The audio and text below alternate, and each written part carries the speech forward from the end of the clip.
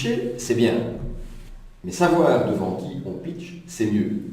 La connaissance de l'auditoire est essentielle. Vous devez savoir à qui vous parlez. Alors, il y a plusieurs cas de figure. Vous parlez à un auditoire entier. Vous ne pouvez pas déterminer qui est qui, mais vous pouvez au moins savoir quelle est la nature, le profil général des personnes qui sont présentes. Et pour pouvoir mieux dominer son auditoire, rien de tel que de savoir pourquoi vous pitchez. Et en résumé, vous pitchez pour 3 raisons. 1.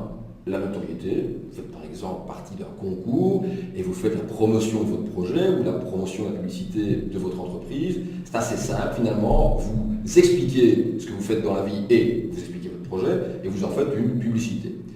Le deuxième type de pitch est un type lié à la recherche de partenariat, technique ou commercial.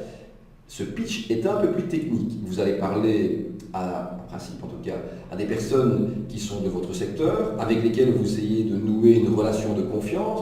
Le pitch devra donc être plus profond. Vous pourrez utiliser un peu plus de jargon puisque vous parlez à des techniciens. C'est important d'utiliser la bonne attitude.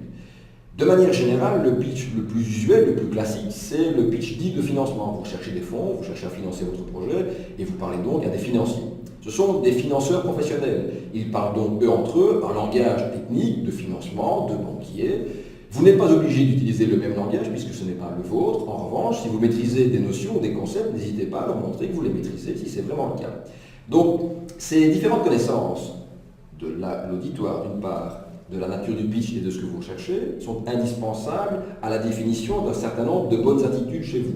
Ces attitudes que vous allez avoir doivent être basées essentiellement sur ce que certains appellent les autoroutes de la réussite, c'est-à-dire des traits de votre personnalité, des traits de votre tempérament ou de votre caractère qui sont très forts. N'essayez pas de jouer le rôle d'un autre. Vous devez mettre en scène, c'est vrai, le pitch est une forme de mise en scène, mais vous ne devez pas surjouer ou survendre. Soyez donc vous-même le plus naturel possible et utilisez ces fameuses autoroutes de la réussite qui sont vos qualités propres. Vous êtes calme, introverti, nerveux, spontané, utilisez la bonne voix, celle que vous connaissez.